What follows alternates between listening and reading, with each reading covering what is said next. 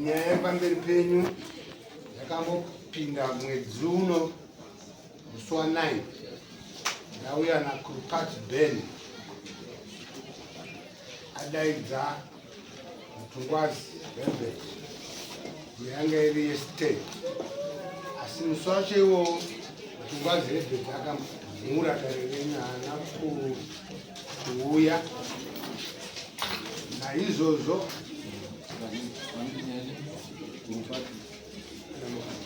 Krupati Ben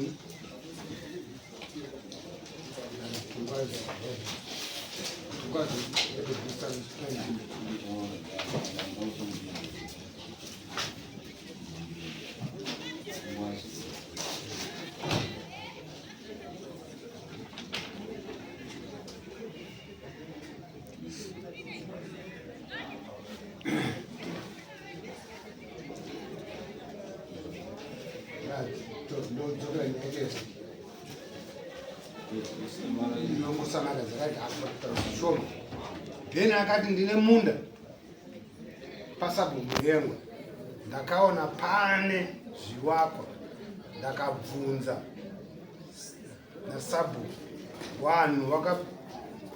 ndakabvunza sabhuku akati vanhu vakapirwa naHerbert pavari kugara ipapo, saka vanhu vari kugara ipapo naHerbert. Ino pakazoitwa shariredzo musi wacho wakati Ben haana munda ndewa Herbert, waiwa watete wangu. Mukati takanyadza dare rikati Ben akaburitsa permit uye anobvisa mutero, akazonge ataura kuti apangidza dare renyu zvizere kuti arikubvisa mutero, saka munda ndewake Ben. Munda ndewa Ben, waripo wese ngawabve, kutaura mutungwazi kuti ngaabve. Nyaya yabva yangodismisswa with no cost. Herbert anobvisa mbudzi 3 kuchora dare nenyaya yekusamuya musi wacho. Jinda wasina kuya kudai wakazokubana. Pandakaudzwa someone yakauya 2 days before. Pandakabata foni pandafoni vachinzi ndive kunokuda kudainamaguma. Saka ndakandiripa ofu kubasa. Pari chindokana ndipa nditanga basa. Saka ndapandazomhanya mhanya kuti ndiiserwe papati matsamba angu kubasa kuti ndikwanise kuya kubasa namba kwako. Ndatotaura pafoni ndikati ndakudi kana kuti ndiwe. Basa ripi rinorambidza munhu kwebasa? Vachaineva muzuva tikusikana. Vachaineva tikusikana mazuva. Iwanyorere tsamba kuti munorambidza munhu kuenda kudai. Ndakatombozama kumbira kuti matsamba iwanyorere tsamba yekuti munorambidza vanhu kuendesa kudai. Imhosva yakatoita munyika kuti wakatoeka imhosva yawakatoita. kuti nhamba Tiwasure kuti makarambidza munhu kuuya kudare adaidzwa nedare. amambo for that matter. Anochenzesedza kuti Machina achari kupi? Innocent. Innocent. Saka pane Muchina asingazivi kuti kune mitemo yenyika.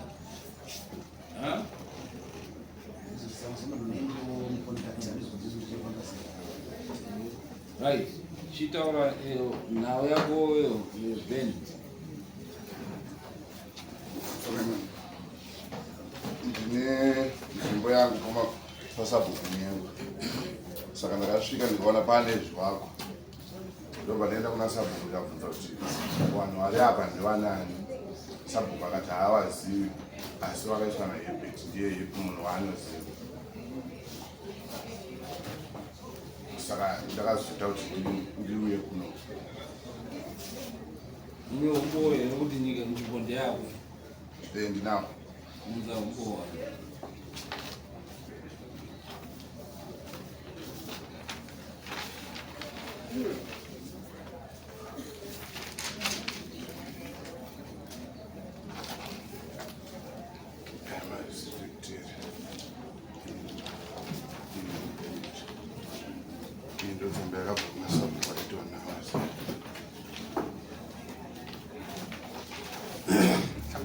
Pamberi penyu pane tsamba yakabva kumaConroads Council communal land permit issued in terms of Section 9 of the Communal Land, Chapter 2004. Inotaura kuti in terms of this chapter, Ben Kurupata ID number vayaiswa years after referred to as occupier the roads council. Itori yakawanda then toenda panapa ukubangidzwa futi kuti then ye ari kubhadhara mitero saka panapa mutero atori nomwe mutero wakabhadhara muna February kutsva February kurapera mumwe wacho mutero akaubhadhara na February 4, 2023. Then panapa pane tsamba futi kubva kuna Steven Munyengo. Guinness Munyengo ID number vaisa. Ndaona pamunda pa B Kurupati ID number pane one ini handiwaziwi. Pasane chitito chake. Ari ane proof yekuti mundande wake ane permit ari kutotera pamunda iwo kana uri wakutipo proof yako pamusoro changamiri uyu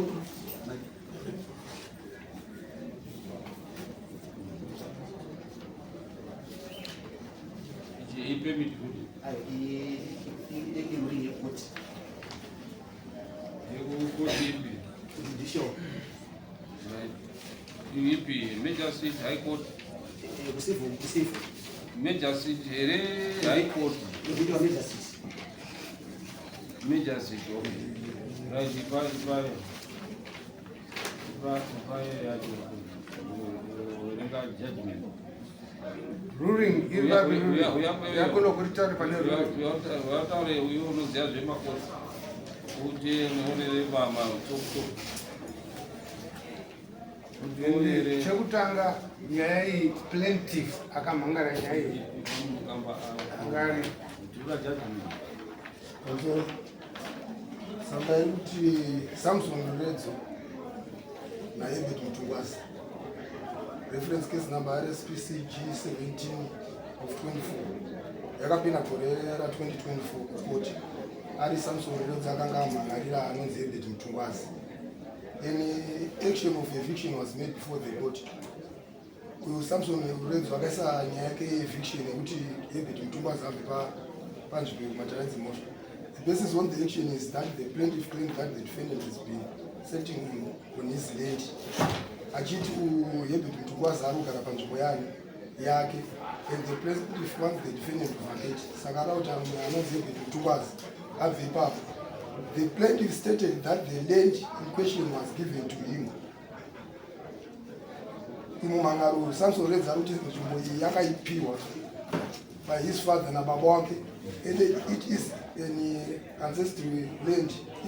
Inhaka yakuti nhaka yake going to the lineage of his paternity. Yenhaka yapachwangu chenu. The plaintiff had one witness. Uyo Samson Redzo ari kunzi akava newitness yake one who came to testify.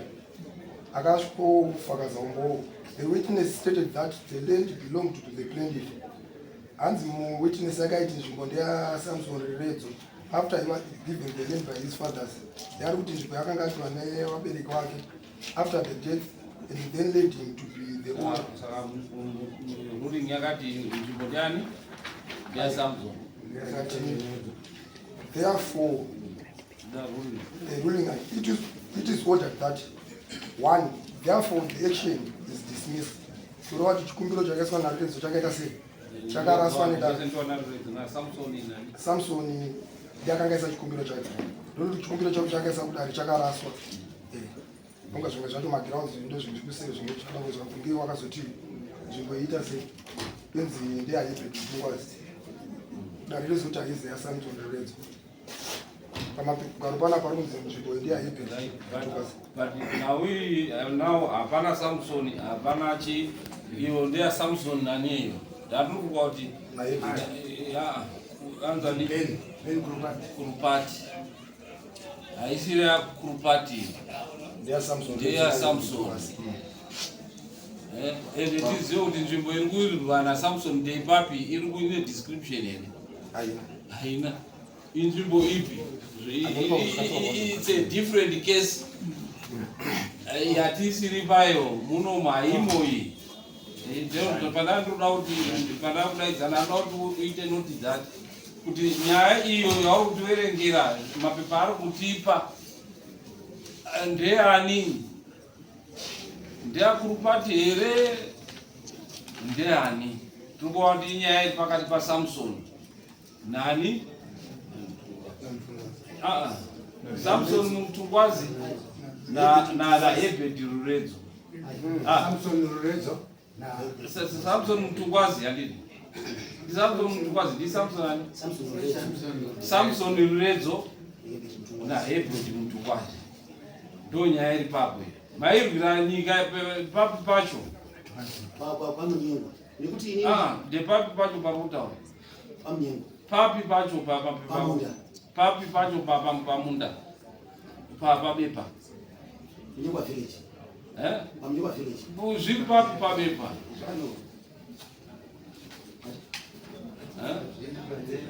Nepemti number here and my receipt. Baba irwira nato hapana patirudi, saka iyo inyaya iri different. Haisiri nyaya yemunda uyu. Muri kupaona imi mava nemapepa aya. Zviri pakati paSamson na Ebed. Asi kuti tizive kuti munda wacho ndeupi, isusu hatisi kutaura zvaSamson naEbed. Iyi nyaya itsva Part then. Okay. Zvikenza kutaurwa nedarika zvokunzi pamapepa pako aiwa printed nekuno zvakusiyana, aiwa defended nekuno zvakusiyana. Muno mainambobvira yatongoba iyi, muno mune fresh case isinambobvira yaenda. Saka muno muida kutonzwa nyaya iyoyo isingaenda siriwe nejudgment yenyu kuti haina chekuita bamuno oza imo bamuno. Nindeka mchungazi Ernest ndirisekuru wa Ebed wataka pamunda. Munda urutaurwa wacho Samson Ruredzo ndiye akapa. Akuti prove hai kuti munda wenyu sei uyane mapemiti. Akapuwa na Samson Ruredzo. Samson Ruredzo ndiye akapundwa nekoti.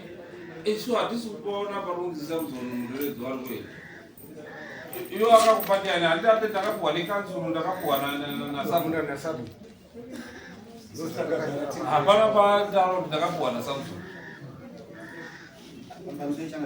Pane pepa rimwe randinaro rekudzigira kuti supporting advert from Stephen Munyengo. Ndinaura nyaya yangu pamusoro perendi iyoyo akasaina iyi itsanga zvinhu yandinayo yakapinda mukoti akasaina pamusoro sabhuku anosainira nenzvimbo dzakawanda. Minda hopu. Hapana pari kutaura uyu munda une permit naye uyu unobhadharirwa mari. Ende koti haikwanisi kuti itaura kuti munda ari kubhadhara rent uyu otaura kuti chihadi, nekuti koti haisi iyo inopa munda, inopa munda masabhuku, inopa munda mambo nekanzuru. Ipapo chefa ndasura pamachakaveri iyi nyaya yapinda mukoti karo ini ndakabva ndaenda kwaDA ndofunga tiki mashonga anochurangana wakambondirefya kwamuri ichibva ndaine nyaya yekesi iyoyo murume anoguru patunhu aunza waya aisa waya ndawakaimba ini abva aisa waya pambe pechi pemunda wangu ndamubvunza ndikati munda uyu wakapuwa nani? Akati ndakapuwa nani? Ndakapuwa naRuredzo. Ndikati aiwa iwe Ruredzo andakuudzira kuti ini ndakaenda kuti nawo nyaya ndikapuwa mapepasi saka kuti akakupa land sei akakupa land ndakaenda kuti nawo. Iwo aitera here munda uyu? Ndaitera. Tipe ukakupa waitera pano? Ndakasita sabhuku nyoma. Tipe pawaitera kuti tiziye kuti munda wako kana uchiti munda wako zvino very simple. Tipe. Shefu ndezokutana muroti. Ndakasira mara kuti vazonobharira pana mari yakanaungana vaenda kumakundu road council unobharira. Tipe iwe. Tipe pawaitera munda uyu. Nekuti uyu ane permit yake. Ari kutera munda wake kubva 2022 Hasi nasika. Ini chinoenza manje chino kuti iye munhu uyu anonzi Kurukati boy. Yekwa chiduku uku ine ndima mnyengwa village. Uyu anozotora nzvimbo yangu achibva kwa chiduku. Sei indiripo muri nzvimbo iyi. Iwe iregerei kutera munda wako. Ndakaterera kozi nini zviri kupi? Ndinasabva kunyengwa yawo. Enda undopuwa tokupa zuva moya next woya nehumbo kuti munda ndowako. Nemitero yako. Anditi wati zviri postponed. Ouya panext musi wa6 ouya nehumbo hwemunda. Kana usakana nehumbo hwemunda, munda ndine ngoro wake. Nekuti tinoda humbowo ende humbowo hwemunda kutera itsamba yaSABHU ndo humbowo hwemunda.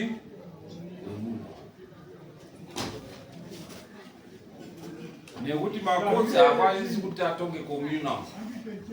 Communal iri very, mutemo wecommunal very open and transparent. Uri pachena kuti one permit. Mutemo wemunda ndewekuti madzishe aya nemasabhuku aya ari muno pasi pakagarirwa more than 3 years pasingashandi. Murukwadzwa ishe wane kodzero yekuti waise umwe munhu kuti ashandise ipapo. Haudzoki iwewe uchiti inhaka hauna madhidzi. Andi ishe wandopa umwe munhu. Saka izvozvo zvacho izvozvo kana musina mapemiti zvekuti hanzi ndepambuya wangu woenda kutown, woenda mutown wochona uchitifuka kuti chifanewo hapana dhidhi. Andi SABHU ane mvumo yekuti ape munhu ipapo. Kurupanzwa iwe SABHU ane mvumo yekupa munhu ipapo.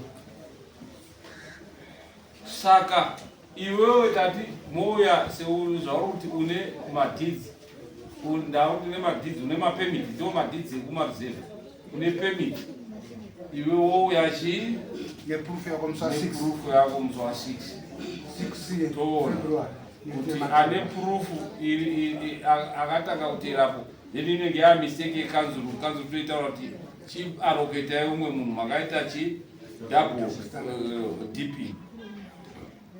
Sentry wanyorera unozviita kuti uchitsvagirai umwe munhu pekugara nekuti maikorekta same place mitero miviri makakanganisa. Ngatibatsirane titsvagire wacho anenge aine mutero wako wekudhara ndiye anopuhwa kuti agare.